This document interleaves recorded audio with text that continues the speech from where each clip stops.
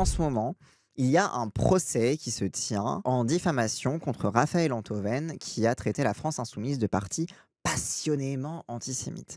Mais du coup, il y a un article de Blast qui résume un petit peu la teneur du procès et la stratégie de défense, du coup, pour le coup, de Raphaël Enthoven, etc. Oui, c'est vraiment spécifiquement sur Enthoven. Donc, l'antisémitisme à gauche en procès, dissection d'une infamie. Accusé par l'éditorialiste Raphaël Enthoven d'être passionnément antisémite, la France insoumise avait porté plainte pour injure en avril 2024. Le 23 septembre dernier, les deux camps étaient enfin réunis à la 17e chambre du tribunal de Paris pour une confrontation judiciaire. L'occasion d'observer les coulisses d'une mécanique entre mensonges et outrances qui ne cesse de saturer les plateaux de télévision et les colonnes de journaux, récits d'audience, analyses et réflexions. Sur la droite de la salle, l'éditorialiste Raphaël Enthoven est assis le corps en avant. À intervalles réguliers, entre accolades et embrassades, il saluera tous ses camarades venus le soutenir. Oui, parce que j'imagine que ça a été le grand raout de tous les défenseurs d'Israël. Devant lui, son avocat Richard Malka alterne entre sourire et main sur la tête. Tout autour d'eux, d'autres personnalités ont fait le déplacement. En plus des témoins cités à l'audience, on reconnaît Philippe Val, évidemment, éditorialiste sur Europe 1 et fossoyeur de Charlie Hebdo, ou encore Frédéric Aziza, animateur sur Radio J. Une ambiance de serrage de coudes et de rétrécissement des rangs. Il est aujourd'hui question de se défendre en grande pompe face à l'ennemi. Et c'est vrai que le fait pour la France insoumise d'attaquer Raphaël Enthoven en diffamation, ça donne aussi l'occasion à eux de se victimiser et de se présenter, je suis suisse tout d'un coup, de se présenter comme les pauvres petits qui sont victimes des islamistes qui les attaquent en diffamation et un peu de retourner le truc. J'imagine qu'ils en profitent un peu pour faire une espèce de tribune médiatique autour de l'antisémitisme de la France insoumise, quoi. La Suisse. De l'autre côté, seulement 3 avocats attendent derrière leur pupitre et une vingtaine de journalistes se préparent à prendre des notes. Les représentants du parti de gauche La France insoumise ne se sont pas déplacés au procès, quand bien même ils en sont les initiateurs. Donc ouais, c'est vraiment de la France insoumise qui est en mode on te poursuit et on va même pas daigner écouter ta plaidoirie. En cause, le 1er mai 2024, en réaction à l'expulsion du chef de file socialiste aux élections européennes Raphaël Glucksmann d'une manifestation à Saint-Étienne. C'est le moment où Glucksmann était dans une manif retraite à Saint-Étienne et qui s'est fait dégager de la manif par les JC. Et un mec qui apparemment avait un drapeau phi, mais on sait pas trop. Du coup, Enthoven, il a dit c'est la faute de la France insoumise qui est antisémite parce que comme Glucksmann est juif, ils se réjouissent d'exclure un juif. Je crois que c'était un petit peu ça la logique. Il y avait tout un discours à l'époque de ils sont antisémites, sinon ils seraient pas autant contre Glucksmann parce que Glucksmann il est gentil. Et du coup, il y a eu tout un truc vraiment en mode genre c'est un truc qu'a fait la JC, mais c'est retombé sur la France insoumise. Bon, après, pour la JC Saint-Étienne, c'est un peu mérité quand même. Raphaël Enthoven s'était laissé aller d'un tweet incendiaire. Hashtag la France insoumise est un mouvement détestable, violent, complotiste, passionnément antisémite et dirigé par un haut-parleur que personne n'a élu. Leur manière déshonore l'Assemblée. Leur méthode dégrade le débat. Ils nous font honte tous les jours par leurs outrances, leurs fake news, leurs gifles, leurs mains au cul, leurs trolls antisémites, leur comportement totalitaire. Ils sont tellement cons qu'il n'est même pas nécessaire de les corrompre pour qu'ils reprennent à la lettre le narratif du Hamas ou de Poutine. On n'en peut plus de ce club de déficients qui, après avoir tenté de faire entrer des islamistes à l'Assemblée, tente de faire entrer le Hamas au Parlement européen.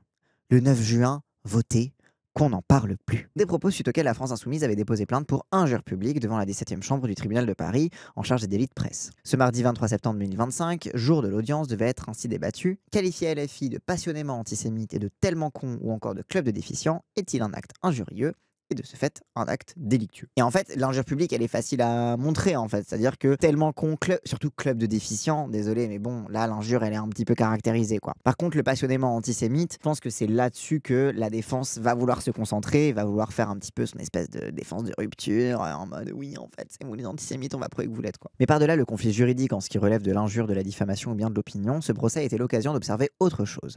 Dans une forme quasi cristalline, au fil des minutes et des heures, se sont déployées toutes les étapes d'un stratagème précis et parfaitement huilé, l'accusation d'antisémitisme assénée à des personnalités de gauche. Une méthode et des paroles bien connues des plateaux de télévision qui se sont ce jour-là exportées jusqu'aux arcanes du tribunal. Et donc ça qui est intéressant souvent dans ce genre de procès, c'est qu'en fait, on est vraiment à la limite du procès politique. Malka, il se prend pour Vergès durant ce procès. Bah c'est ça, il est vraiment en mode défense de rupture, je vais retourner l'accusation contre les accusateurs, etc. Bien sûr. Surtout dans la diffamation, tu dis vas-y, si je prouve que c'est vrai, ça prouve que c'est pas la diffamation. Il y a un débat légal, mais en fait, par-dessus lequel ils essaient de mettre un débat politique et finalement de judiciariser le politique, quoi. C'est tellement une symphonie de bêtises qui devrait s'appeler Raphaël Beethoven. Symphonie, oui, je l'ai. Eh, non, il tape comme un sourd sur la France insoumise, c'est Raphaël Beethoven. Ouais, bon, vas-y. Une méthode et des paroles bien connues des plateaux de télévision qui sont ce jour-là exposés jusqu'aux arcanes du tribunal, offrant l'occasion d'en proposer une anatomie point par point. et d'en comprendre l'objectif premier, anéantir toute possibilité d'alternative. Je dis donc je suis. Une fois tout le monde installé et les quelques affaires courantes expédiées, l'audience débute par un recadrage. Au moment du rappel des faits, et donc des mots écrits par Enthoven, les invités sur place, visiblement pris d'un moment d'euphorie, se mettent à exploser de rire. Donc là, le mec, il lit le tweet, et il y a tout le monde qui est pété des airs en lisant le tweet. Après, c'est vrai que le tweet, il est comique, tu vois, mais bon, s'il vous plaît, quoi. Forçant le président à la formulation d'un rappel, aucune réaction du public ne sera tolérée pendant les débats. Surtout pour des débats aussi médiatiques que ça, tu vois. Genre, en vrai, l'angoisse du public, elle est d'autant plus légitime, quoi. Après, genre, le fait que même le public qui vient pour soutenir Enthoven soit pété des airs en lisant la base de l'accusation en mode oh là là, franchement, quel tweet de con, tu vois. Genre, c'est. Bref. Mise au point nécessaire, car ce jour-là, la défense portée par l'avocat bien connu Richard Malka poursuit un objectif tout particulier. Une ligne qui avait été affichée, rappelée et scandée avant même le début des échanges, renverser l'accusation, voilà, pour prouver que la France insoumise est un parti antisémite, le premier parti antisémite de France même, pour reprendre les mots écrits par Raphaël Enthoven lui-même l'avant-veille du procès. Pour cela, plusieurs personnalités étaient invitées à témoigner, supposément spécialistes de tel ou tel sujet, illustrant ainsi la première étape indispensable au déploiement du dispositif, la falsification, partielle ou complète, des pédigrés. En fait, c'est ça qui est compliqué, c'est que la question dans ce genre de procès, c'est que tu ramènes des experts souvent, des témoins experts, pour un peu orienter le truc de voilà, moi en tant qu'expert, l'histoire de l'antisémitisme, c'est ça, etc. Et en fait, c'est d'autant plus facile après de, sous le couvert de ramener des experts de l'antisémitisme, ramener des témoins qui n'ont aucune expertise dans ce sujet, mais qui sont simplement, qui ont pour seule expertise de considérer que la France insoumise est antisémite, en fait, en réalité, et d'être contre les Palestiniens. À part ça, ils vont faire venir les deux Gugus qui ont écrit La Meute. Bah, peut-être qu'ils vont faire témoigner Nora Bussini, on sait jamais, hein. Après tout, elle a écrit tout un bouquin là-dessus. Comme Golem, par exemple. Ah non, Golem, je n'y vois pas. Plutôt le CRIF, en vrai. S'il y a bien un expert qui serait bien ramené par Enthoven pour dire la fille est antisémite, c'est le CRIF. Il dit regardez, nous représentons tous les juifs de France, qu'ils le veuillent ou non. En tant que représentant des juifs de France, la France insoumise est antisémite. C'est ce qu'ils disent depuis 2 ans et demi à peu près. Pour engager les débats, le juge désignera Raphaël Enthoven en suivant ses propres dires. Vous vous présentez comme auteur, essayiste, chroniqueur, professeur de philosophie, éditorialiste à franc-tireur. Soit une série de mots relativement passe-partout qui ne rejoignent aucune forme d'obligation. Car qu'est-ce qu'un essayiste, chroniqueur, éditorialiste si ce n'est quelqu'un qui baragouine des choses sur des plateaux de télévision, dans des journaux, dans des livres? C'est ça, c'est que tu es en mode, votre travail c'est de dire des conneries. Votre travail c'est d'être payé pour parler, enchanté. Et prof de philo en mode, bah, ça, il est prof de philo quoi. Mais est-ce qu'il a encore des élèves? Il a plus d'élèves lui, il enseigne plus la philosophie, maintenant il est trop occupé par son aventure politique. Le professeur de philosophie porte en revanche une charge symbolique plus lourde. Professeur et philosophie, voilà deux termes supposément marqués du sceau de la sagesse et de l'intellect. Alors que professeur, c'est t'es un yapper professionnel et philosophie, c'est tes pensées pour sortir des trucs de ton cul. Moi j'adore, c'est vraiment, Raphaël Enthoven, c'est vraiment le blueprint du médiocre qui n'est qualifié pour rien et qui est payé pour ça quand même. Genre c'est vraiment la philosophie éditorialiste. Ok d'accord, bah tu sors des trucs de ton cul et tu le dis, et on estime que ce que tu dis est vrai, parce que globalement, les gens sont politiquement d'accord avec toi. Hein. Un titre qui ira même jusqu'à philosophe dans la bouche de Richard Malka lorsqu'il sera interpellé par la cour pour poser ses questions aux prévenus dont on assure la dette. Donc ça passe de prof de philo, donc bon, ok, prof de philo, mais bon, prof de philo, quoi, à c'est un philosophe. Au moins parce que quand t'es prof de philo, tu dois enseigner quelque chose, t'as des barèmes, t'as une évaluation, t'as un truc, etc. Alors que philosophe, alors là, tu peux vraiment sortir des trucs de ton cul. Hein.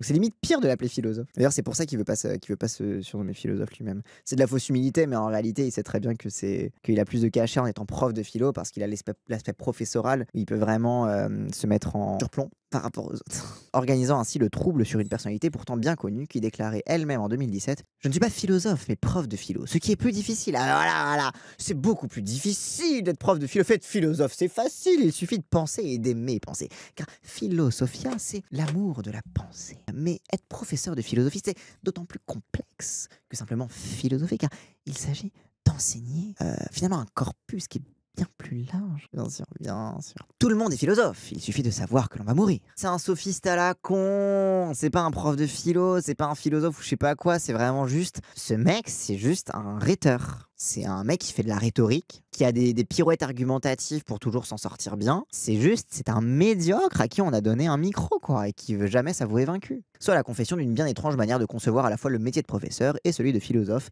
et l'aveu que Raphaël Enthoven n'est fondamentalement ni l'un ni l'autre.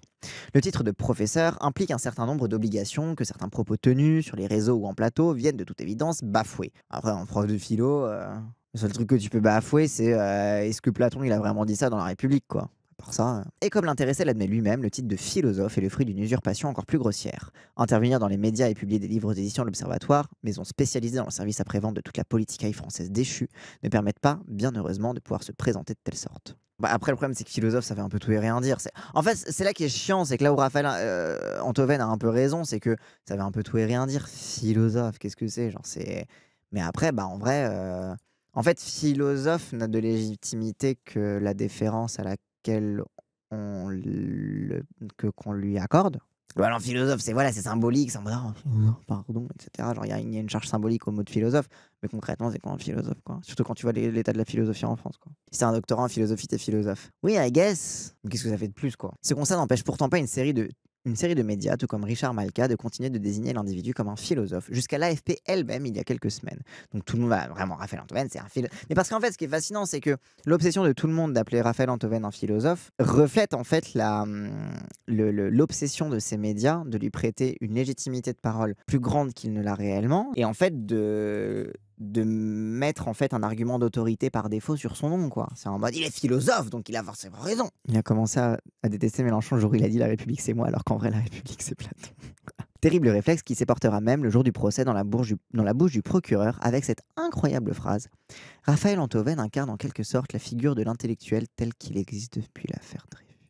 La figure de l'intellectuel tel qu'il existe depuis l'affaire Dreyfus. J'aurais plutôt dit la figure de l'intellectuel tel qu'il existe depuis les nouveaux philosophes BHL et André Glucksmann, mais chacun ses références. Mais en fait, c'est ça, c'est vraiment. En fait, c'est ça le problème, c'est que quand t'as des. Parce que le procureur, je suis sûr qu'il écoute France Culture, il doit écouter Europe 1, j'imagine qu'il doit écouter Raphaël Antoven. Et du coup, évidemment, quand c'est. En fait, Raphaël Antoven, il est professeur de philosophie pour les médiocres qui écoutent la radio et les bourges qui croient que, oh là là, ils ont tout compris à la philosophie parce qu'ils écoutent Raphaël Antoven et vraiment, lui, il est tellement intelligent. Et alors, du coup, toute l'histoire intellectuelle tombe à plat, en fait. Toute l'histoire intellectuelle se retrouve au sol. Parce que, bah oui, ok, d'accord, depuis l'affaire Dreyfus, on a appris en cours d'histoire que l'affaire Dreyfus, ça a été l'émergence de la figure de ce qu'on appelle l'intellectuel médiatique, avec notamment Zola, avec sa lettre J'accuse. J'ai bon, madame la professeure. Bon, ok, d'accord, super. Mais en fait, tu vois vraiment que juste le procureur, il répète les leçons d'histoire de sa fille ou de son fils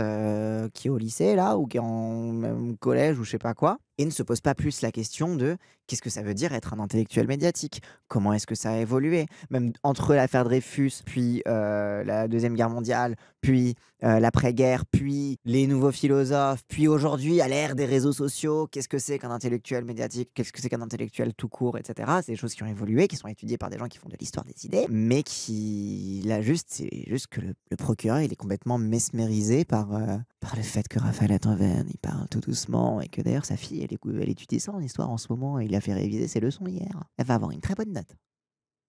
Le procureur, il est pas censé chercher à faire condamner l'accusé.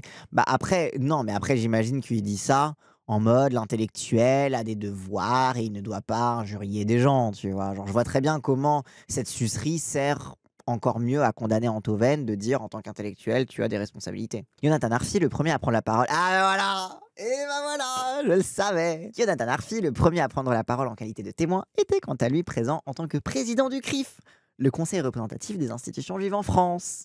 Et surtout, c'est ceux qui s'arrogent la prétention de parler au nom de tous les juifs, quoi. Pour dire, mais si vous inquiétez pas, les juifs sont d'accord avec le génocide. C'est génial, ça fait pas du tout monter l'antisémitisme. Bref, ce qui lui permettra de s'exprimer tout au long de son témoignage, oui, du coup, sous serment, au nom de la communauté juive dans son ensemble. Non, non, tu ne parles pas pour l'ensemble des juifs. Je parle au nom de tous les juifs. Frère, Macron, il a été élu par les Français, il peut même pas parler au nom de tous les Français, donc ferme ta gueule à un moment. Pour les Français juifs, le ressenti est que la France insoumise est un parti qui les met en danger. Il doit mouiller. C'est... Le vent, il vient par là. Méthode d'énonciation qui permet de mettre, opération bien sûr indispensable, que le CRIF est critiqué par de très nombreux collectifs juifs pour ses positions politiques, pour son silence sur la colonisation en Palestine, voire pour son alignement avec l'agenda gouvernemental extrême droitier israélien. Oui, le CRIF, c'est l'officine du Likoud en France, hein, genre c'est tout. En somme, d'effacer que le président du CRIF, par définition, ne représente que le CRIF. Bon, il y a littéralement des militants LFI juifs. Oui, genre, il y a des juifs antisionistes, il y a des juifs qui détestent Raphaël Antoven. Bref. Paul Salmona, second témoin à être appelé à la barre, sera quant à lui présenté comme historien spécialiste du judaïsme. diplômé d'une maîtrise d'espagnol. Donc lui, tout ce qu'il a, c'est un master d'espagnol, ok. L'homme a dirigé l'auditorium du musée du Louvre de 92 à 2005 avant de s'occuper du développement de la communication de l'Institut de recherche archéologique préventive, l'INRAP, jusqu'en 2013, date à laquelle il prendra la direction du musée d'art et d'histoire du judaïsme. Ah, ok, donc comme il a dirigé le musée d'art et d'histoire du judaïsme, il est considéré comme un historien du judaïsme. Sauf que c'est pas pareil de faire du musée et de faire de l'histoire. Bref. Il a publié plusieurs livres, dont deux à la découverte, édition particulièrement reconnue pour ses ouvrages en sciences sociales. Passionné d'histoire, à n'en pas douter, avec un niveau de compétence supérieur à celui de ses camarades témoins du jour, à n'en pas douter non plus. Paul Salmona n'est pourtant pas historien, au sens premier du terme, puisqu'il n'appartient à aucun laboratoire de recherche, n'est rattaché à aucune université et n'est pas diplômé d'histoire. Et en fait, c'est là que t'as tout ce truc de bon, ok, t'as l'impression quand tu lis l'article que c'est un peu du cherry picking. Bon, il n'est pas historien du judaïsme, mais quand même, il s'occupe du musée d'art et d'histoire du judaïsme, etc. Bon, oui, surtout quand tu connais le musée d'art et d'histoire du judaïsme. Bref, j'étais allé voir une expo sur Proust. Elle était nulle à chier. Oh, elle était si nulle. Pourtant, c'est vraiment. En plus, c'était hyper intéressant. Je crois que c'est justement sur Proust et le judaïsme. Mais genre, c'était vide, quoi. Il y avait vraiment pas grand chose. C'était un peu. Ouais, j'étais un peu déçu. Bref. Donc, tout ça pour dire que. Oui, ok, d'accord. Tu peux être un peu en mode ok. Mais en fait, le présenter comme historien, ça valide une espèce d'expertise.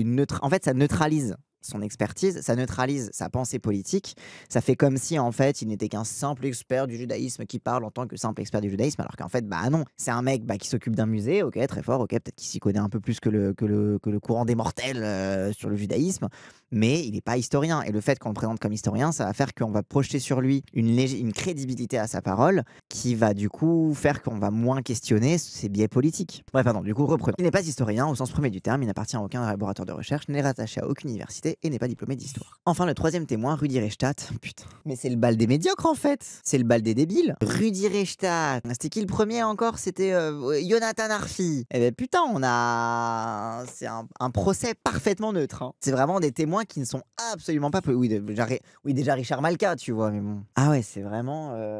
Tiens, pour faire le procès en diffamation sur le tweet de Enthoven, on va inviter des gens qui ont tweeté la même chose. Okay. Ce qui, by the way, est une limite aussi, hein, souvent, du procès en diffamation. C'est comme le procès en diffamation juge sur la diffamation, donc l'acte qu'a posé la personne, etc. Bah, en fait, parfois, tu as des gens qui ont tweeté pire, mais juste qui n'ont pas été poursuivis, et qui peuvent être, du coup, appelés comme témoins. Et la question va pas se poser parce que du coup, vu qu'ils n'ont pas été poursuivis ou vu qu'ils n'ont pas été condamnés, ils sont un peu lavés de tout soupçon, quoi. Oui, là, eux, ils sont invités par la défense. Ça, c'est les témoins de la défense, bien sûr. Donc, le troisième témoin, Rudi Reichstadt, était annoncé comme journaliste spécialiste du complotisme. Tellement spécialiste du complotisme que le complotisme anti-trans, ça n'existe pas. Fondateur du site Conspiracy Watch et même comme politologue par Richard Malka. Après, n'importe qui est politologue, même Usul, il est politologue. Alors bon, pardon pour la balle perdue. Vous savez que ça me fait rire que maintenant Usul, il s'assume comme politologue. Bref. Non, mais c'est pas un mépris, les gens, c'est pas du mépris, c'est pas du mépris. En tant que diplômé de sciences politiques, mention relations internationales à Sciences Po Paris, j'accueille Usul dans la grande famille des politologues. Même si moi, techniquement, je suis plutôt politiste, mais... Santé streamer. Oui, mais je sais, c'est bon. On fait comme on peut pour essayer de se rattacher à. Voilà. Annoncé comme politologue par Richard Malka, titre face auquel l'intéressé acquiescera d'un hochement de tête. Inutile ici de s'attarder trop longtemps sur toutes les inepties pour lesquelles l'officine Conspiracy Watch est distinguée.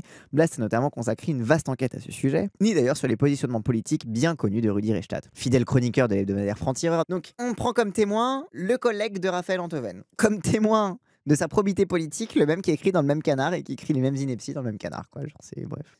Sur un live, Usul avait lui-même dit, puisque n'importe qui peut se revendiquer politologue, alors je suis même politologue maintenant, ça m'a fait beaucoup rire ce genre-là. Ouais, mais en vrai, by the way, Usul en tant qu'éditorialiste est tout aussi politologue que Rudi Reichstadt, tu vois. Fidèle chroniqueur de l'hebdomadaire Franc-Tireur, dont Raphaël Enthoven est salarié, le journaliste qui a déclaré avoir voté Macron aux dernières élections présidentielles, fait depuis des années le tour des plateaux de télévision pour parler de son domaine de prédilection, le complotisme, avec une légitimité tout à fait autoproclamée. J'avais fait un react sur ma chaîne YouTube à une émission avec Conspiracy Watch où il s'était démerdé pour ne jamais parler de la place de la transphobie dans le complotisme anti-LGBT. Ce qui était quand même un exploit. Si, ils en ont parlé pour dire « Oh là là, Brigitte Macron, les gens ils croient qu'elle est trans, vraiment...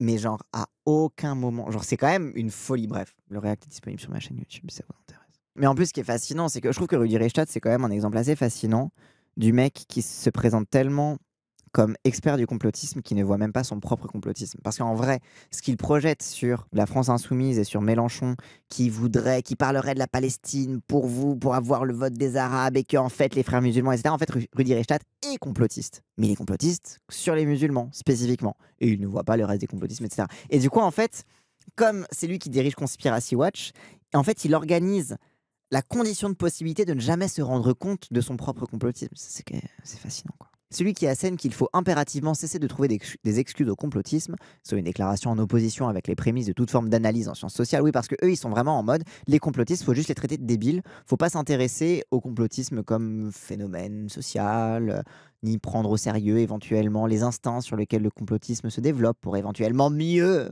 le combattre. Tu vois, alors je sais pas, éventuellement que peut-être que le complotisme autour du Covid était peut-être lié au climat d'anxiété générale et au fait que la parole publique est de plus en plus décrédibilisée et qu'en fait, face au foisonnement des indications contradictoires par le gouvernement, on se tourne plus facilement vers des solutions alternatives qui nous offrent des réponses plus simples éventuellement et que peut-être aussi le rapport de classe sociale, notamment des femmes à la médecine qui maltraite les femmes et qui les met en errance médicale, souvent pour des raisons parce que tout simplement la médecine s'en bat les couilles des femmes, fait que les femmes vont davantage rentrer dans des trucs de pseudosciences qui va les amener vers des trucs... Expliquer, c'est excuser. Ou encore qui titre dans ses livres L'opium des imbéciles, confirmant à jamais qu'il n'a absolument rien d'un politologue, n'est l'auteur d'aucun ouvrage ni article particulièrement remarqué par la communauté scientifique. Oui, c'est un bozo, le mec, quoi.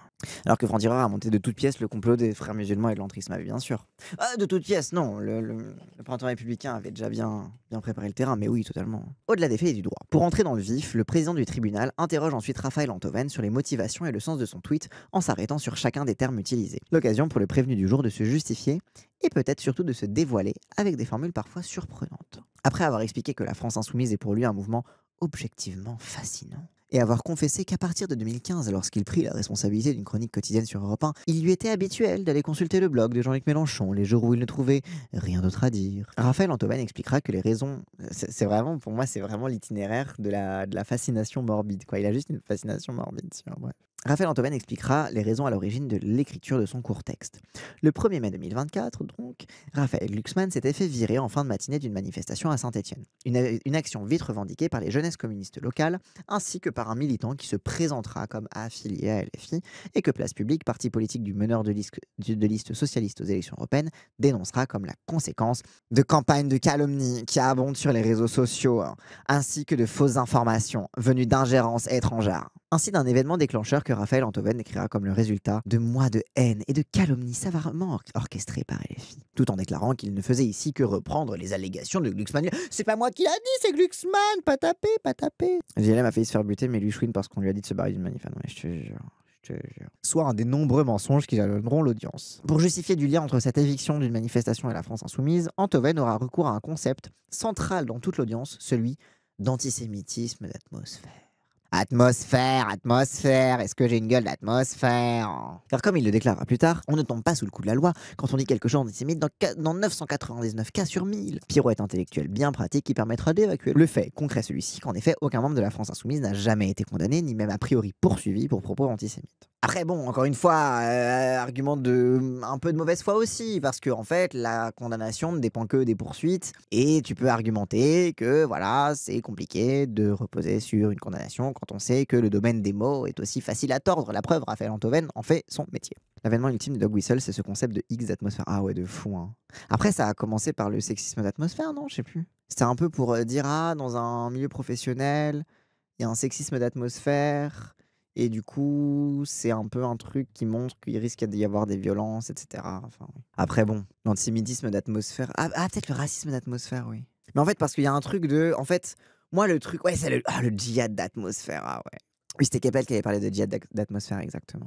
Mais après, en fait, t'as un truc, comment dire, le nanana d'atmosphère, c'est en fait, c'est la façon libérale de ne pas parler de nanana systémique. C'est-à-dire que tu peux aller chercher l'aspect systémique de l'antisémitisme, par exemple. Mais là, ça implique d'avoir une analyse plus politique. Là, il n'y a que Tzedek qui font telles analyses, malheureusement. Mais parce qu'après, sinon, on se retrouve dans des conneries libérales de type... Non, mais je ne dis pas que PDH est antisémite, mais ils sont antisémites comme nous tous, mais surtout eux. Mais on est tous un peu antisémites, mais du coup, eux aussi, en fait. Et du coup, je vais surtout parler de eux qui sont antisémites. Ça sert qu'à ça, en fait, le truc de nanana d'atmosphère. C'est qu'en fait, sinon, tu vas montrer les systèmes, tu vas décortiquer les systèmes et tu vas les casser. Mais comme quoi, les grands esprits se rencontrent. Donc c'est que Raphaël Enthoven, et avec lui son avocat et ses témoins, essaieront ainsi de pointer du doigt tout le long de l'audience. Ce sont ces événements indirects, flous, parfois brumeux, qui, additionnés les uns aux autres, pousseraient à la formulation du constat mis en cause, un parti passionnément anti. Et en fait, ça le problème, c'est que passionnément, si c'est passionnément antisémite, c'est qu'ils ont une obsession. C'est que la passion se voit. Genre, normalement, quand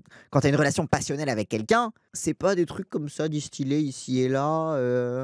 Non, c'est vraiment c'est la passion, c'est corporel, c'est charnel, ça baise, quoi. Genre, je sais pas. Alors que là, la passion pour lui, c'est ah oui, j'ai fait brûler de l'encens. Et puis j'ai tenu la porte à ma femme. C'est vraiment la passion amoureuse. Bah non, c'est le romantisme d'atmosphère, quoi. C'est pas la passion romantique. Ma mère, elle a dit: «Le problème avec Mélenchon, c'est pas ce qu'il dit, c'est ce qu'il ne dit pas». Ah bah, c'est pratique à prouver comme ça. Antoven, mauvais plan cul. Mais pourtant, et pour que la journée soit belle, je me parfume à Raphaël. Et quand je penche dans notre ciel, pas de délices, pas d'étincelles, pas de malice sans Raphaël. Mes jours sans lui deviennent ennui, et mes nuits sans lui de plus belle. Pas d'inquiétude, pas de prélude, pas de promesse à l'éternel. Juste l'amour dans notre lit, juste nos vies en arc-en-ciel, Raphaël. A l'air d'un ange, mais c'est un diable de l'amour. De sa voix grave et de son regard sans détour. Quand il se penche, mes nuits sont blanches. Et pour toujours. Hmm. Oui, c'est Carla Bruni, c'est la chanson qu'elle a fait sur Raphaël Antoven. C'est une vraie chanson de Carla Bruni. Chanson qui s'appelle Raphaël, dédiée à Raphaël Antoven, sur son album Quelqu'un qui m'a dit. En plus de la figure de Glucksmann, qui a effectivement subi une série d'attaques antisémites, mais qu'il est à ce stade impossible de mettre en lien avec LFI, contrairement à ce que fait Antoven. Oui, parce qu'il y a des gens qui ont été antisémites envers Glucksmann, mais pas des insoumis. En tout cas, pas la France insoumise. Enfin, voilà. Contrairement à ce que fait Antoven, il sera cité le fait que Mélenchon ait décrit le peuple juif comme déicide, mot qu'il n'a jamais prononcé et qui est tiré d'une extrapolation tout à fait malhonnête de propos tenus en 2020. Oui, en gros, il a fait le truc de oui, Jésus s'est fait tuer par son propre peuple, et du coup, il dit regarde, c'est le peuple déicide, et t'es un peu en mode oui, c'est le vieil antisémitisme chrétien de machin, mais en même temps, il a pas non plus employé les termes spécifiques qu'on retrouve dans les. Puis c'est son chavisme d'atmosphère, ça va. Seront aussi cités la caricature de Cyril Hanouna faisant écho à des stéréotypes antisémites, fait reconnu par certains cadres du parti qui s'en sont expliqués. Genre, c'est génial que quand tu fais un truc, tu dis ah pardon, en effet on n'aurait pas dû, on le retire, en effet pardon, c'était pas ouf. Il dit regardez, c'est la preuve qu'ils sont antisémites. Ben, oui, mais si on était vraiment antisémites, on l'aurait pas retiré, je sais pas. Sûr que JLM à ce moment parlait des gens qui ont tué le camarade Jésus, pas le prophète Jésus. Oui, en plus. Oui, la JLM, il parlait des traîtres, pas de. Mais bref. Mais après, oui, forcément. En fait, le problème, c'est que. En fait, les gens. Le problème, c'est que être chrétien, c'est un peu low-key antisémite. Hein. On va pas se mentir. Beaucoup de trucs qui font les attributs desquels les chrétiens se gargarisent, c'est un peu des trucs contre les juifs, quoi. Donc. Bon, est-ce qu'être chrétien, c'est pas déjà un peu antisémite? Moi, je pose la question et je dis ça en tant que chrétien et de surcroît en tant que protestant. Genre, de base, on a décidé de désigner comme le Messie, c'est-à-dire quand même le truc qui, dans la mystique et la théologie juive, est vraiment le truc ultime du bout des temps, etc. Quand même le truc que tout le monde attend. T'as même ce rapport à l'attente du Messie qui est très important justement dans la spiritualité juive, etc. Et on a décidé, ah ben vous voyez le mec qui a lancé une secte où il a que chié sur vous là. Bah c'est lui le Messie en fait, on va suivre le mec qui a lancé sa secte dans son coin et en fait on va faire toute une religion là-dessus. T'es d'origine protestante ou t'es croyant encore? Non, je suis encore croyant. Enfin, je suis pas très pratiquant, mais ça reste très important dans mon rapport à la spiritualité quand même. Les chrétiens, fait belle. Ah bah Guruknak, c'est là que protestants et catholiques on se rejoint et on se serre la main quand même. On est un peu un problème. Hein. Le fait que Ali Diwara, député de la France Insoumise, est qualifié de sioniste Raphaël Glucksmann, ce qui n'est pas antisémite. En fait, c'est fascinant cet amalgame. T'as Jean-Luc Mélenchon a dit les juifs, le peuple déicide, ce qu'il a pas dit, et qui en vrai est plus compliqué que ça, etc. La caricature de Cyril Hanouna, où bah pareil, on sait exactement pourquoi ça s'est retrouvé comme ça, et qu'en vrai, on va pas se mentir, désolé hein. Je sais qu'il y a un argument que beaucoup de gens ont dit, moi en tant que juif, j'y ai vu une caricature antisémite, bah c'est plutôt l'effet que l'antisémitisme fait à ton cerveau, quoi. Genre je veux dire, on va pas se mentir. Il y a une réalité, c'est le stress minoritaire. Il y a un rapport, comment dire, le rapport au fait d'être minoritaire et particulièrement dans la structuration de l'antisémitisme fait que j'ai pas envie de dire la paranoïa, mais genre l'hypervigilance est un effet du stress minoritaire. Donc je trouve ça parfaitement logique que des gens y aient vu la caricature de juifs, etc., etc. Mais une fois qu'on revient à la raison, désolé, non, en fait. Genre c'était pas une caricature antisémite, en fait.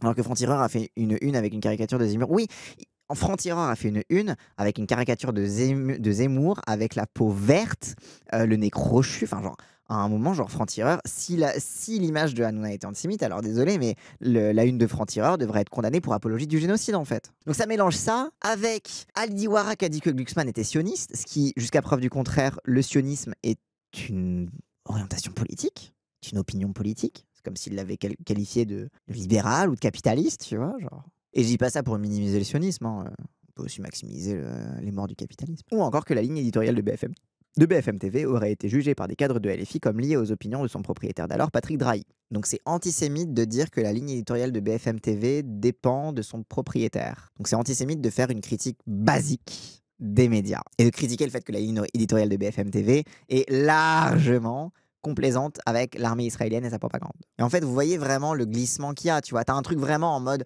un vrai dog whistle, même si c'est pas exactement ce qu'il a dit, into un truc où c'est vraiment pas clair et c'est surtout la campagne médiatique qui joue ça, into sioniste et donc la mise en équivalence entre antisionisme et antisémitisme, into il n'y a pas le droit de critiquer BFM TV. Et t'as vraiment tout ce glissement de la machine de l'accusation d'antisémitisme. En fait, in fine, c'est une machine de censure politique. À partir du moment où on est tellement éloigné de la réalité de l'antisémitisme, de la réalité de ce dont on parle, à partir du moment où on est tellement dans le monde des idées, où il n'y a plus rien en fait qui n'a à voir avec la réalité, bah oui, en fait, là, désolé, mais déjà d'une, ça lutte pas contre l'antisémitisme, même à l'inverse, c'est contre-productif. Et en plus, du coup, bah, ça a pour effet en fait de museler les gens avec qui on n'est pas d'accord politiquement, quoi. Pour ce qui est du passionnément, ah voilà, la passion, on y revient sur la passion, 4 consonnes et 3 voyelles. Raphaël Enthoven se permettra une seconde pirouette. Passionnément, car ils sont convaincus de ne pas l'être. Je suis sûr, il a dit cette phrase, il est persuadé, il a dead ça. Passionnément, car ils ne le sont pas. Ils sont passionnément antisémites parce qu'ils croient qu'ils ne le sont pas. Donc en fait, c'est la preuve. Non, non, ça ne veut rien dire. Ça ne veut rien dire. Passionnément, car ils sont convaincus de ne pas l'être. Parce que si j'arrive pas à prouver que tu l'es passionnément, bah je vais dire quand même que tu l'es. Puis je gagne face tu perds, voilà. En fait, ce qui me fascine, c'est que même en concours d'éloquence à Sciences Po, pourtant Dieu sait que c'est Oh, mais putain, mais en fait, c'est ça, Marie Saint-Filtre. Marie Saint-Filtre, c'est une rejeton des mauvais concours d'éloquence de Sciences Po. Mais en tout cas, même dans les mauvais concours d'éloquence de Sciences Po, ce genre de phrase, ça te fait rire 2 secondes, mais ça passe pas, quoi. C'est un douille, c'est fake deep, quoi, je sais pas. Après, c'est vrai que les concours d'éloquence de Sciences Po, ils sont un peu ridicules. Du coup, on peut dire qu'il est passionnément complètement con. Ah bah ça, il a une passion pour la connerie, ça c'est clair. La clé de voûte de ce logiciel calomnieux sera livrée par Richard Malka qui déclarera au moment de poser ses questions aux prévenus qu'il n'y a pas un jour sans que soit questionné l'antisémitisme de LFI. Tous les citoyens de ce pays se rendent compte. Donc, il y a une campagne médiatique qui instrumentalise l'antisémitisme. Donc, c'est la preuve que la France insoumise est antisémite. Pas de fumée sans feu, c'est QFD. Et en fait, du coup, c'est fascinant hein, parce que c'est vraiment un truc de... On a décrété ça. Du coup, dans ce procès précis en diffamation, comme on a posé le précédent, comme on les insulte depuis 2 ans, bah dans ce cas, il n'y a pas d'insulte. Vu que comme on le dit depuis 2 ans, ça se transforme en vérité. Non, c'est pas comme ça que ça marche en fait. Oui, c'est justement ça le problème en fait. Il n'y a pas un jour sans que soit questionné l'antisémitisme de la fille. Bah justement. Grâce à qui? Grâce à vous en fait. Ça va, on fait suffisamment le travail pour traiter les filles d'antisémites pour que vous nous condamniez pour injure quand on dit que c'est des décérébrés ou des débiles ou je sais pas quoi. Soit la confession que toute cette entreprise fonctionne en vase clos. Utiliser comme base de démonstration le fait qu'il n'y ait pas un jour sans que la fille soit accusée d'antisémitisme, en se gardant de préciser que la raison à cela est le fait qu'on accuse soi-même chaque jour dans les médias LFI d'antisémitisme. En fait, ça, c'est vraiment comment ça fonctionne. Ouais, c'est ça, en vase clos, c'est exactement ça. Travail hebdomadaire, voire quotidien des journalistes de Franc-Tireur dans leurs colonnes ou sur les plateaux de télévision de Frédéric Aziza sur Radio J ou encore Philippe Val sur Europe 1. Cette même idée d'atmosphère sera logiquement reprise par Jonathan Arfi dans son témoignage, accusant par exemple LFI de souffler sur les braises de l'antisémitisme historique de la société française ou de cibler principalement et avant tout les figures juives du Parti Socialiste à l'instar de Jérôme Gage ou d'Emma Rafovitz. Et encore une fois, tu vois, ça c'est le truc de vous visez que les juifs, ouais, mais en même temps, genre, surtout de la part de Jonathan Arfi, frère, tu es le mec qui dit Israël a le droit de faire un génocide et vous n'avez pas le droit de nous dire quoi que ce soit parce qu'on est juif. Genre, c'est le premier à instrumentaliser l'antisémitisme pour soutenir Israël. Et en fait, justement, ceux qu'on attaque, c'est ceux qui instrumentalisent l'antisémitisme. Donc, de fait, très généralement plutôt. En fait, moi, ça me fait penser aux gens qui commencent à porter des opinions un petit peu sionistes sur les bords et qui disent ouais, vous dites ça parce que je suis juif quand on leur reproche alors qu'on le savait même pas à la base et que juste c'est eux qui ont fait le coming out juste pour instrumentaliser l'accusation d'antisémitisme pour se défendre de la critique politique légitime qui commence à leur être accolée. Donc reprise aussi par Rudi Reichstadt qui décrira LFI comme pris d'une bouffée délirante. Vous vous rappelez du truc de j'ai la rêve de la bouffée délirante? Attends. C'était une infographie qui avait été montrée sur TF1 pour parler d'un meurtre antisémite. Et genre c'était consommation de cannabis, bouffée délirance, meurtre, antisémitisme. C'était peut-être l'affaire Sarah Halimi, ouais, peut-être, je sais plus. Je sais plus quelle affaire c'était. Mais du coup, voilà, j'ai la ref de la bouffée délirante. Après, en vrai, Loki, le graphique, il est un peu compréhensible. Dans le sens où l'antisémitisme est le contexte qui va faire le ciblage, et la bouffée délirante, suite à la consommation de cannabis, va cristalliser le passage à l'acte. Mais c'est quand même déjà beaucoup simplifié toutes les complexités d'un passage à l'acte meurtrier. Mais c'est surtout l'infographie incroyable. Donc une prise de bouffée délirante et d'une pensée obsessionnelle pour les juifs, avec notamment comme exemple le fait que Mathilde Panot se déclarait plus expérimentée que Léon Blum au moment de sa victoire du Front Populaire en 1936, avant qu'elle reconnaisse être trop. Oui, ça va, elle a flex quoi. En fait, c'est ça qui est horrible, c'est que Mathilde Panot, elle a flex en mode ouais, en plus, moi j'ai plus d'expérience que Léon Blum, lol, Front Populaire, who's that quoi. Genre ça va, c'est du flex, c'est pas sa faute si Léon Blum est juif, tu vois.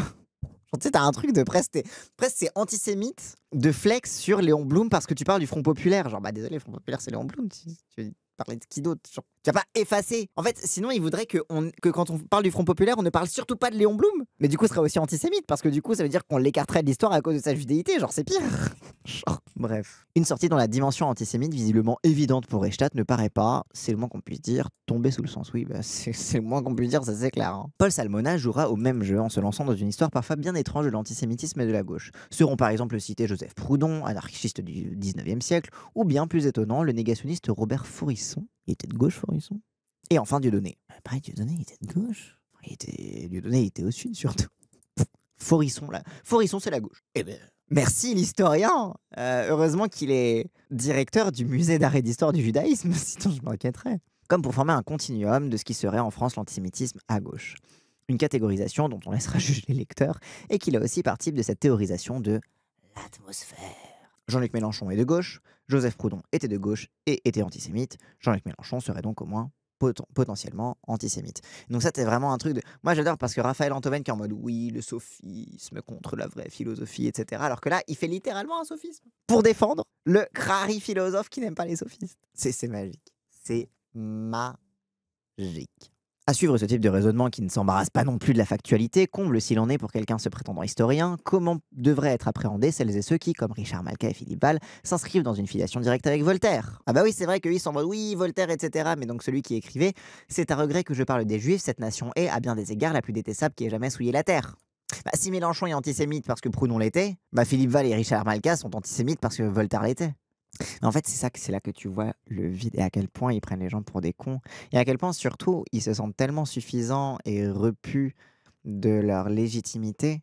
En fait, c'est vraiment le truc, tu vois, cette logique du cercle qui s'auto-nourrit, quoi. C'est que ils sont tout gargarisés de leurs sentiments qui vont gagner leur procès parce que, bah, de toute façon, c'est bon, en fait. Le procès, ils l'ont déjà gagné médiatiquement. Et qu'en fait, je pense qu'ils s'en battent les couilles de gagner ou de perdre le procès. C'est quoi, la France Insoumise va dire ah ouais, mais Antoven, il a été condamné pour injure quand même, et du coup, on n'est toujours pas condamné pour antisémitisme, là, etc. Mais en fait, derrière, ce qui va rester, c'est que tous les éléments de langage qui auraient été disséminés pendant le procès vont renforcer encore plus l'accusation médiatique. Et qu'en fait, ce qu'ils font en réalité, c'est faire un procès médiatique et donc gagner le procès médiatique. Et c'est ça qui est le plus déprimant là-dedans, quoi. Main dans la main avec l'extrême droite. Cette démonstration est à chaque fois accompagnée d'une ambiance de gravité, parfois profonde, jusqu'à atteindre des moments de fausse solennité. Comme lorsque Raphaël Antoven évoque le climat d'agressivité de la campagne européenne de 2024 qui aurait provoqué cette violence inouïe. Mais attends, mais le climat d'agressivité, moi je suis d'accord, il y avait un climat assez agressivité, on va pas non plus, voilà, mais il y avait un climat tendu pendant la campagne européenne. Mais moi je me rappelle que le climat tendu, c'était aussi le fait que quand Israël a montré jour 1 son intention génocidaire et que la France Insoumise a dit le droit international quand même, les gens ont commencé à faire une campagne médiatique contre la France Insoumise. Et qu'au fur et à mesure que les Palestiniens se faisaient génocider et que la France Insoumise était en mode quand même, c'est un peu chaud, les gens disaient vous êtes antisémites. Moi c'est ça la violence inouïe dont je me rappelle pendant la campagne européenne de 2024. Je me rappelle aussi d'une violence inouïe à l'intérieur de la gauche, sur la question de l'union, sur machin, etc. Mais bon, ça, on a l'habitude. Mais ça, c'est vraiment la violence inouïe, c'est ça, c'est dire que Glucksmann est sioniste et que les Palestiniens ont des droits. et de nommer en fait, c'est ça, la violence pour eux, c'est de nommer une Palestinienne sur une liste européenne. C'est d'ériger une figure palestinienne au premier rang des figures politiques françaises. Ça, c'est la violence pour eux. Parce qu'il n'y a pas plus violent pour le colon que de voir le colonisé sourire. Une violence inouïe contre Raphaël Glucksmann le jour de cette fameuse manifestation du 1er mai. Rappel, la violence inouïe, c'est juste oh là là, quelques insultes et une petite intimidation viteuf, quoi. Parce que pendant ce temps, il y avait des tentatives d'assassinat contre les insoumis. Mais bref. Le prévenu confessera même qu'à l'époque, il avait hésité à repartager l'histoire sur ses réseaux sociaux. C'est tout le paradoxe avec les images choquantes. Les diffuser ou pas? Il était tellement choqué par les images de Glucksmann qui se fait dégager de la manif qu'il s'est dit oh, dois-je les partager? Alors que les images d'enfants palestiniens, c'est évident qu'il ne faut pas les partager. Attends, faudrait pas trop que ça se voit. Ah, en fait, c'est ça, c'est que la question sur est-ce qu'il faut diffuser les images choquantes, on les a tous les jours sur la question des enfants palestiniens, mais on le sait qu'on a un devoir de diffuser les images choquantes. Parce que c'est un devoir de faire en sorte que le monde, putain, d'ouvre les yeux. Et on a vu des enfants se faire cramer, se faire mutiler, se faire buter de toutes les façons les plus horribles. Pendant littéralement 2 ans, on avait le bide retourné et on était en mode j'ai le bide retourné, mais c'est infinitésimal par rapport à ce qu'ils subissent. Et vous, ayez le bide retourné, vous allez voir, c'est infinitésimal par rapport à ce que ces images montrent. Et on les a diffusées, on les a partagées. Et vous avez dit ouais, mais Israël a le droit de se défendre en fait. C'est vous les violents en fait. C'est vous qui êtes indécents. Alors que Place Publique savait que Glucksmann allait être malmené en manif et n'a rien fait en prévision. Oui, bien sûr, déjà, oui, de base, il n'avait même pas de service d'ordre. Pareil, Raphaël Antoven, soi-disant préoccupé par l'antisémitisme, n'est pas choqué quand le 9 mai, t'as un millier de néo-nazis qui défilent dans Paris tranquille, tous en noir cagoulé avec des tambours de jeunesse hitlérienne, alors que pourtant, le nazisme est un peu antisémite comme mouvement. Bah oui, c'est des complices de l'antisémitisme plus qu'autre chose, quoi. Climat d'agressivité, violence inouïe, blabla. Le plus c'est tous les images choquantes, les diffuser ou pas. Mes frères, c'est bon. T'as tous les médias qui les ont diffusées, c'est bon. Voilà, les images choquantes. T'as l'impression que t'as vu un enfant démembré. Non, désolé, ça c'est dans les images que tu as refusé, ne serait-ce que de considérer comme humaine. Présenter l'exclusion de Glucksmann comme acte d'une violence paroxystique a par ailleurs constitué la prémisse pour déployer un autre argument répété 2 fois et présenté comme une profonde évidence. Au cours de ses explications, Raphaël Antoven appuiera sur le fait que les membres de la France insoumise sont parmi ceux qui pointent, lorsque les attentats d'extrême droite sont commis avec les assassinats à la clé, la responsabilité de la propagation des discours de haine dans l'espace public et a fortiori dans les médias. Ah, donc il dit non mais la France insoumise, quand il y a des gens qui veulent les buter, quand il y a des gens qui préparent des assassinats contre eux, ils disent que c'est à cause de nous. C'est pareil quand Glucksmann il se fait un peu chahuter, quoi. C'est pareil en fait. Glucksmann qui s'est fait un peu chahuter en manif, c'est pareil que littéralement avoir des groupes néo-nazis qui planifient des tentatives d'assassinat, que d'avoir des gens qui essayent de t'envoyer une bombe par la poste. Oui, c'est pareil, oui. En dénonçant un parti passionnément antisémite sur la base de supposés discours qui seraient déclencheurs du violentissime acte dont Glucksmann a été victime, Raphaël Antoven ne fera ainsi que reprendre cette même logique de raisonnement. C'est pareil, c'est équivalent, ce sont des actes de même nature. Quelle fraude ce mec. Ça dépend si ce sont des bombes de peinture, ça compte. Ah pardon, bombe de peinture. Il y a bombe dans le mot bombe de peinture, donc en effet, c'est un attentat. Un élément supposé de démonstration qui permettra là encore de passer outre le fait que la France insoumise en tant que parti n'a eu aucun rapport démontré avec la mise à l'écart de Glucksmann. Parce qu'il n'y a que Glucksmann qui a dit « c'est la faute de la fille parce qu'ils sont trop jaloux !» alors que pas du tout, c'était les jeunesses communistes. Car peu importe s'ils n'ont rien fait et si cette éviction n'a jamais été prouvée comme antisémite, les discours et ce qu'Antoven appelle des passages à l'acte sont de toute façon liés. Soit une retombée sur l'idée d'atmosphère. Nul besoin d'avoir fait et ainsi de devoir prouver. L'idée de l'atmosphère, c'est que du coup, tu n'as rien à prouver puisque tu dis « c'est dans l'atmosphère, c'est dans les idées ». Il n'y a rien de concret, rien de matériel. Après, ça leur correspond bien, tu me diras. Il suffit de décréter l'existence d'un lien impalpable entre des actes et des paroles. Cette indécente comparaison entre une bousculade en dehors d'une manifestation et des assassinats dont les motivations oscillent entre antisémitisme, islamophobie, racisme, LGBT-phobie et haine des femmes a été partie prenante d'une constellation. Une série d'arguments et de propos qui, les uns après les autres, participaient d'un relativisme de ce qu'est la violence et par extension de ce qu'est l'extrême droite. Et en fait, c'est ça, c'est que en faisant ça, du coup, ils banalisent l'extrême droite. C'est pour ça que je disais que c'est des passe-plats de l'antisémitisme, c'est des passe-plats de l'extrême droite, c'est des passe-plats du fascisme. Parce qu'en relativisant la violence, du coup, ils rendent la violence d'extrême droite pas si grave après tout. C'est un peu comme un jet de peinture quelque part, les attentats néo-nazis. Et du coup, en fait, ils se font les soutiens et les relais directs de la montée au pouvoir des fascistes, quoi. Ainsi, par exemple, de l'argument mobilisé par Marine Viegas, avocate de la défense aux côtés de Richard Malka, selon lequel Jean-Luc Mélenchon ne s'est pas fait condamner pour avoir qualifié Marine Le Pen de fasciste et qu'il en serait dès lors de même lorsqu'on traite LFI de passionnément antisémite.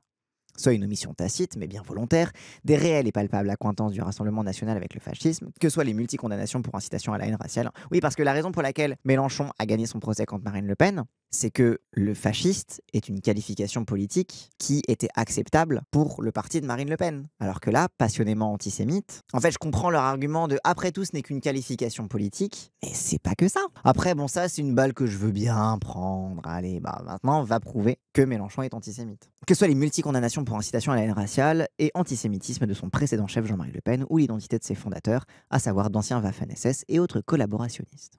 Richard Malka avait d'ailleurs préparé le terrain de cette ligne argumentative en expliquant un peu plus tôt que ceux qui appuient sur le fait que LFI n'ait jamais été condamné pour antisémitisme sont les mêmes qui passent leur journée à traiter Marine Le Pen de raciste alors même qu'elle n'a jamais été condamnée pour cela. Oubliant lui aussi de préciser les quelques faits d'armes historiques et pénaux de l'extrême droite française et dont l'héritage est, comme l'illustre le fiasco des candidats désignés par le Rassemblement national aux dernières élections législatives, toujours très bien entretenu. Mais en fait c'est ça, c'est que en fait lui il est en mode de toute façon si un mot n'est qu'un mot alors arrêtez de traiter Marine Le Pen de raciste. Elle n'a pas été condamnée, bah du coup si elle n'a pas été condamnée, du coup on peut la traiter de raciste. Et surtout genre désolé, la différence encore une fois entre les deux, c'est que Marine Le Pen est raciste et que Mélenchon n'est pas antisémite. Surtout une attaque morale, pas seulement politique, le procès antisémite. Bah oui. Parce qu'en fait, être antisémite, c'est pas pareil que faire un acte antisémite. Et c'est aussi pour ça que être fasciste, c'est porter des opinions politiques fascistes, c'est d'avoir une histoire et un héritage fasciste. Être antisémite, à moins de sonder l'âme et la psyché de la personne, c'est les faits généralement, c'est les actes qui sont posés qui renseignent ça. Et généralement, bah, quand tu regardes les actes posés par Mélenchon, bah, il n'y en a pas vraiment. Et du coup, en fait, ça devient un truc de on va essayer de deviner en se disant Proudhon il était de gauche, et Mélenchon aussi, du coup il est antisémite. Voilà. Aux côtés de ce vaste blanchiment de l'histoire du fascisme à la française, le déroulé des débats a par ailleurs été l'occasion d'une reprise quasiment ad verbum de la rhétorique de l'extrême droite à l'égard de la gauche. Au cœur des accusations d'antisémitisme de la France insoumise, une autre saillie de Jean-Luc Mélenchon, quand Oven et surtout Richard Malka répéteront le long des discussions, a été pointée. Ces fameuses phrases prononcées en juin 2021, devenues au fil des années propagande à la pluie, l'argument tonitruant pour prouver qu'LFI est un parti antisémite. Vous verrez que dans la dernière semaine de la campagne présidentielle, nous aurons un grave incident ou un meurtre. Ça a été Mera en 2012, ça a été l'attentat de la dernière semaine sur les Champs-Élysées. Tout ça, c'est écrit d'avance. Une sortie qui, sous couvert de critiques médiatiques, s'est en effet vautrée dans un complotisme de bien bas étage. En fait, c'est juste, voilà, c'est un peu complot-plan, quoi. Mais bon, c'est aussi de dire que, en fait, c'est aussi le propos de dire que, les faits divers sont utilisés in fine comme des instruments d'ajustement, en fait, de la politique en France, quoi. Et que quand la gauche risque un peu trop de gagner, on essaie de rappeler, attention, les Arabes tuent des gens, quoi. Bref. Après, a-t-il tort? Non, mais en fait, c'est que la phrase est un peu, voilà, c'est le vieux, il a forcé. Mais après, ça part aussi d'un instinct et d'une paranoïa. Encore une fois, je l'ai dit pour les sionistes qui mettent en avant la judéité ou qui mettent en avant leur paranoïa en tant que juifs, etc. Mais je veux aussi le dire pour la gauche, tu vois. C'est que aussi, quand tu es dans des attaques permanentes, etc., et que quand tu es systématiquement attaqué de façon malhonnête, on te fait le Venezuela sur la dernière semaine pour être sûr que les gens ils vont avoir peur de toi, etc., qu'il va y avoir un élément de langage contre toi.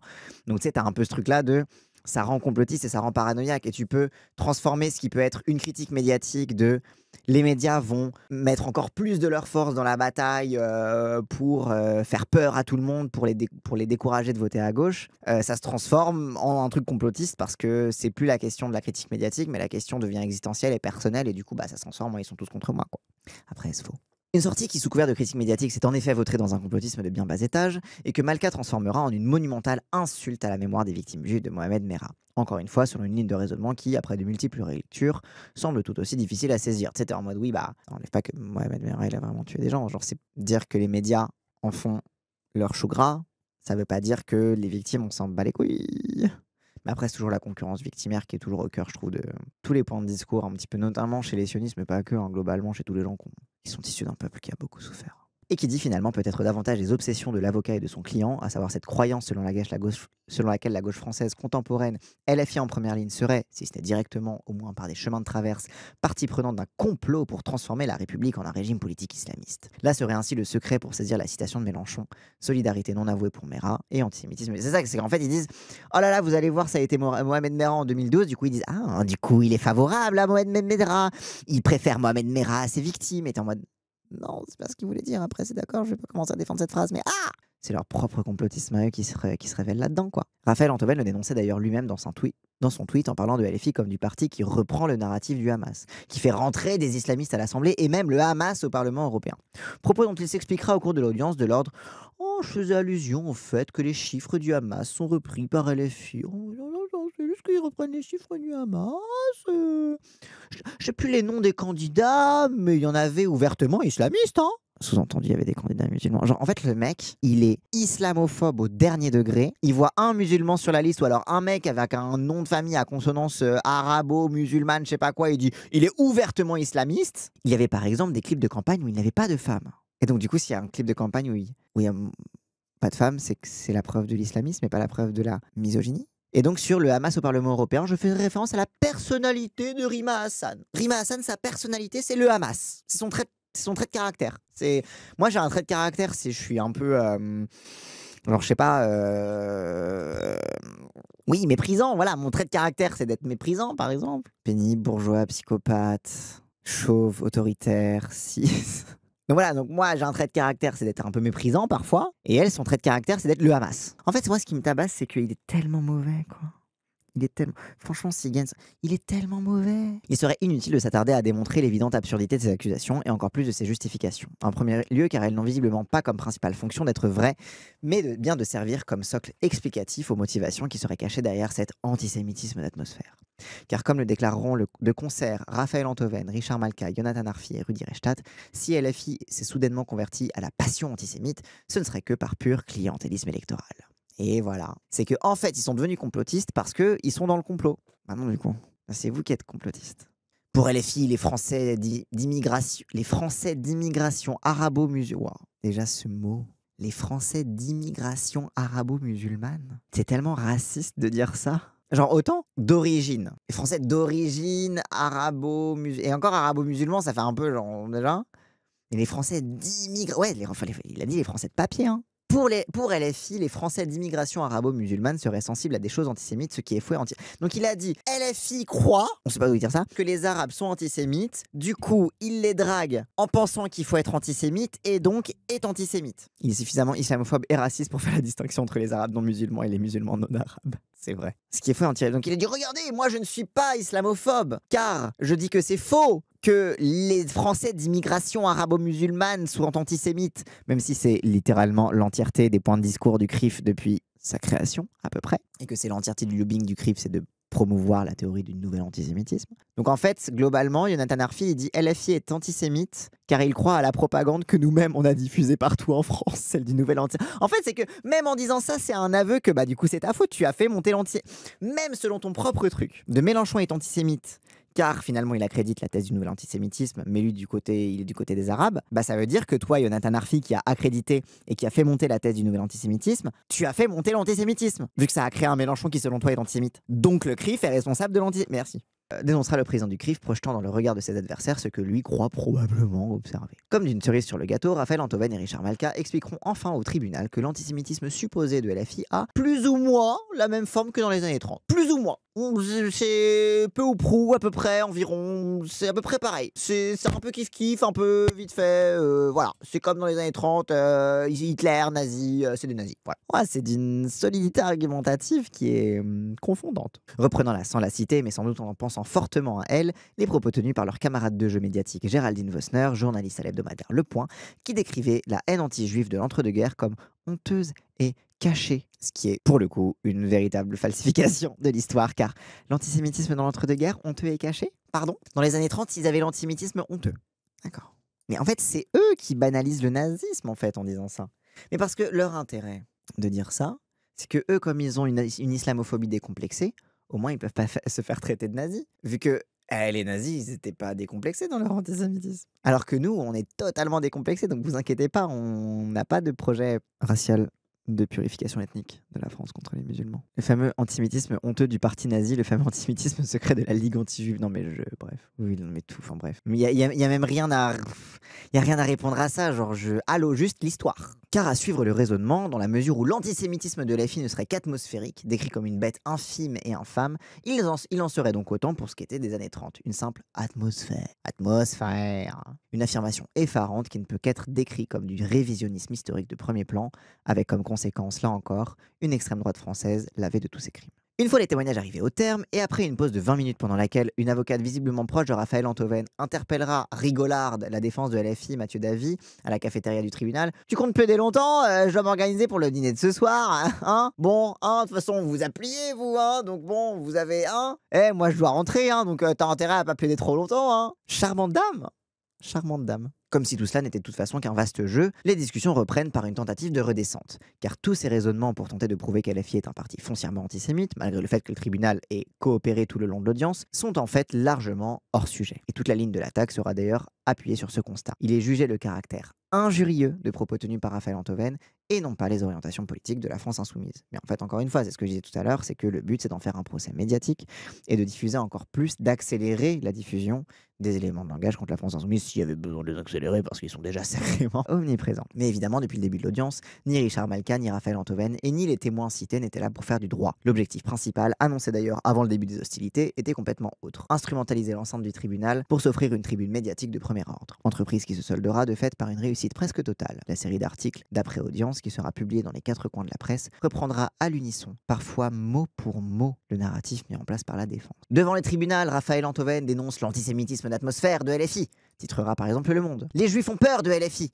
Raphaël Antoven et son avocat s'offrent une tribune contre les insoumis au tribunal de Paris, chez Libération. Merci Libé. Lisez Libé. LFI passionnément antisémite, point d'interrogation. Des débats riches et des passionnés au procès Antoven, pour l'opinion. Ou encore, bien sûr, en toute nuance, le point avec LFI coche toutes les cases antisémites. L'avocat de Raphaël Antoven démolit Mélenchon. On dirait un titre de vidéo YouTube putaclic. Ce procès donnera par ailleurs l'occasion d'une dépêche AFP. Ces courts textes qui sont comme les métronomes de la presse française, intitulés, oui parce que l'AFP, évidemment, ils adorent la France insoumise. Poursuivi pour injure, Raphaël Antoven dénonce l'antisémitisme d'ambiance de LFI. On oublie parfois le niveau de propagande anti-insoumise. Ah ouais, non mais c'est choquant. En fait, c'est quand tu le vois en collage comme ça, à quel point tous les médias ont repris au garde à vous l'entièreté des mensonges. Ils sont même pas... En fait, comme ça a validé juste ce qui se dit ordinairement à la machine à café, au dîner d'affaires, dans leur profession. Bah pour eux, ouais, c'est normal, hein. Ils se posent même pas la question que c'est peut-être un peu de l'opinion de dire ça, quoi. Quelques remarques critiques ponctueront les articles de titre de gauche, notamment cette chute du papier de l'Humanité. Par contraste, l'extrême droite, l'avait de tout, apparaît comme la grande gagnante de ce procès. Attends, c'est quoi l'article de l'Humanité? Poursuivi par LFI pour injure publique, Raphaël Antoven tente le contre-procès en antisémitisme. Ok, donc c'est un peu neutre. Mais du coup, eux, le seul truc qu'ils ont à dire, c'est « Oh, bah du coup, l'extrême droite, on n'en parle pas !» Merci l'humain. Conclusion perspicace, mais largement indolore. La grande majorité des médias étaient dans le même temps déjà en train d'assurer le service après-vente de l'offensive, donnant au final l'impression à tout un chacun que le résultat du procès viendrait trancher la question. LFI est-il oui ou non antisémite? Et du coup, voilà, ce n'est plus est-ce que Raphaël Antoven a injurié la France insoumise, c'est est-ce que LFI est antisémite. Et donc, ça devient le procès en antisémitisme de LFI, alors que c'était le procès en injure de Raphaël Antoven, dans une inversion classique entre la victime et le bourreau. Soit une instrumentalisation totale et complète de la justice, car qu'importe le délibéré, aucune réponse ne sera apportée à ces accusations, chose que les avocats de la défense savent pertinemment depuis le début. Cette mansuétude, voire cette complaisance, pour ne pas dire cette complicité objective des médias français à l'égard de ce logiciel calomnieux, était bien sûr tout à fait prévisible, tant ces éléments de langage relèvent dorénavant d'une habitude de travail. Oui, c'est du réflexe, genre c'est ChatGPT, alors c'est... De toute façon, à ce stade, les journalistes de la presse française mainstream, c'est un large language model, c'est une IA qui recrache tous les éléments de langage. De toute évidence, aux yeux de la majorité des organes de presse, encore plus depuis le 7 octobre 2023 et le génocide perpétré à Gaza, l'accusation d'antisémitisme à l'égard de la gauche est une impérative norme, et son omission une extraordinaire exception. C'est là sans doute la grande victoire de la galaxie du printemps républicain, avec en tête de file le journal Franc-Tireur et ses figures Caroline Forest, Christophe Barbier, Raphaël Antoven. Avoir réussi, par effet de saturation, à faire rentrer dans les esprits des journalistes parisiens qui exigeaient l'explication des partis de gauche sur leur antisémitisme supposé est une étape indispensable à toute interview. Et par extension, que taire l'existence de ces accusations ferait de vous un complice du pire, une sorte de courroie de distribution de la haine anti-juive, à savoir un des stigmates les plus infamants qui soit compte tenu de l'histoire de l'Europe. Ainsi, d'un vaste chantage par l'abject, creusant son nid dans les affres d'une mémoire collective balafrée. En ce sens, cette rentrée apparaît comme paradigmatique. Le 22 septembre dernier, Nora Busigny, journaliste du Point, option clown perruque rose et nouvelle chouchou de franc-tireur, était l'invité de l'émission à grande écoute Quotidien, supposément marquée à gauche, un espace privilégié où elle a pu faire la promotion de son dernier livre, Les Nouveaux Antisémites. Très bon réact de Raz, il faudra que je le mate d'ailleurs. Son dernier livre, Les Nouveaux Antisémites, dans lequel est dévoilée information de premier ordre s'il en est, que la députée européenne insoumise Rima Hassan a eu dans sa Genève un petit ami de confession juive. Une drôle de méthode d'enquête qui consiste à chasser la trace des juifs dans le passé des autres, ici dans le passé d'une femme musulmane et palestinienne, et un moment de télévision qui semble avoir sidéré jusqu'aux membres du plateau, comme s'ils découvraient l'étendue de l'arnaque intellectuelle seulement une fois déployée sous leurs yeux. Prise de conscience utile. Peu importe ce qu'il y a vraiment dans ce livre, son rôle n'est de toute façon pas de démontrer quoi que ce soit. L'affichage de sa couverture à la télévision permet en tant que tel d'entretenir les rumeurs. Oui, t'as le petit truc, vu à la télé, achetez mon bouquin. Car en dépit du naufrage et des inepties professées ou du caractère émétique de la structure du raisonnement, Bussigny a continué sa tournée, jamais bousculée, jamais confrontée, jusqu'à même être accueillie sur le service public. Et en fait, ça qui est une folie, c'est que Nora Bussigny, aucune des interviews qu'elle n'a eues n'a été une interview contradictoire. Personne n'a essayé de la mettre dans ses retranchements parce que, à partir du 7 octobre, l'entièreté de la presse française a démissionné de son devoir face à l'histoire et que ils se sont eux-mêmes désarmés face à l'agite-prop fasciste. Un autre livre a reçu la bénédiction du champ médiatique signé par le journaliste entre guillemets Omar Youssef Souleiman, sobrement intitulé Les complices du mal, et prétendant démontrer les liens entre la France insoumise et les islamistes, entre guillemets, un texte évoqué par exemple dans la matinale de TF1 ou encore dans celle de France Inter, et qui prend comme base d'argumentation le fait qu'un garde du corps de Rima Hassan ait aussi été militant dans l'association bien connue Urgence Palestine. Donc un garde du corps de Rima Hassan a été militant Urgence Palestine et c'est la preuve que c'est des islamistes. Ou encore qu'un enseignant en sciences islamiques et langue arabe fiché S, comme littéralement tous les arabes qui enseignent l'arabe, et appelé à voter pour Jean-Luc Mélenchon en 2015. Donc globalement, la preuve que la France insoumise a des liens avec les islamistes, c'est que parfois il y a des arabes dans leur service d'ordre, et il y a un arabe qui est fiché S qui a dit qu'il allait voter pour Mélenchon. Waouh! Bien sûr, en parallèle de ces phénomènes médiatiques autoconstruits, les bien connus Sophia Aram et autres Bernard-Henri Lévy, aussi adeptes d'accusations tous azimuts d'antisémitisme, continuent d'occuper l'espace médiatique surabondant qui leur est offert, notamment sur le service public. Et maintenant sur Le Parisien aussi. Maintenant, Sophia Aram, elle a une chronique sur Le Parisien où la meuf, elle a défendu les gens. Sophia Aram, elle a fait une chronique dans Le Parisien pour défendre le racelard qui s'est barré de la France insoumise. Le Cédric Brun, là, le Kuzmanovichien, qui est en mode oui, ils sont pour les islamistes parce que regardez, mon pote, il a pas eu sa nomination au municipal. Elle a fait une chronique pour le défendre. Dès qu'il y a quelqu'un qui dit un truc islamophobe, c'est Sophia Aram va t'encenser et bref. Et ce malgré toutes les ignominies proférées depuis plus de 2 ans maintenant sur la situation à Gaza. Car aucune rédaction ne semble avoir eu la bonne idée d'envisager le début d'une sanction pour tous les négateurs du génocide en cours, et encore moins pour toute l'islamophobie crasse déversée par ces mêmes profils à longueur d'intervention, si ce n'est l'antisémitisme inavoué. De fait, dans un monde où le journalisme aurait comme visé de faire son travail, cet après-midi de tribunal aurait dû être l'occasion du dévoilement du vaste subterfuge. Aurait dû être synonyme d'une opportunité assez... Bah oui, parce qu'en fait, t'as eu quand même une défense qui a essayé de retourner l'accusation, d'être ultra malhonnête, etc. Et aucun journaliste n'a relevé ça. Aurait dû être synonyme d'une opportunité à saisir pour tout poser à plat. Mais de quoi parle-t-on au juste?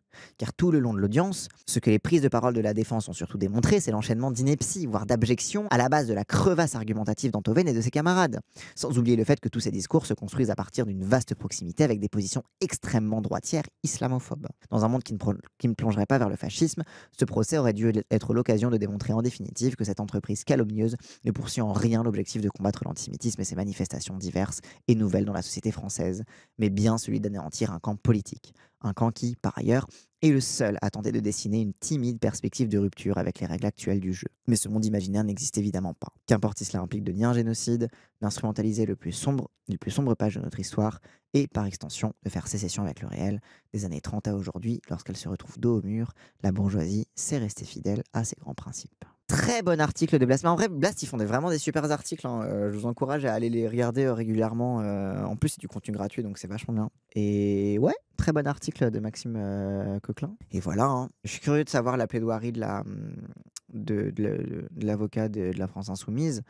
Mais c'est vrai qu'en fait, le main event, c'est globalement tout ce mécanisme en vase clos, hein, comme c'est décrit dans l'article, où, comme l'accusation d'antisémitisme est matraquée depuis 2 ans par des journalistes partisans et intéressés, au moment d'en faire un procès, les calomnies font foi de justification à l'absence de nature calomniatrice. Donc parce qu'on a calomnié, en fait, c'est la norme. Soumettez-vous à cette norme.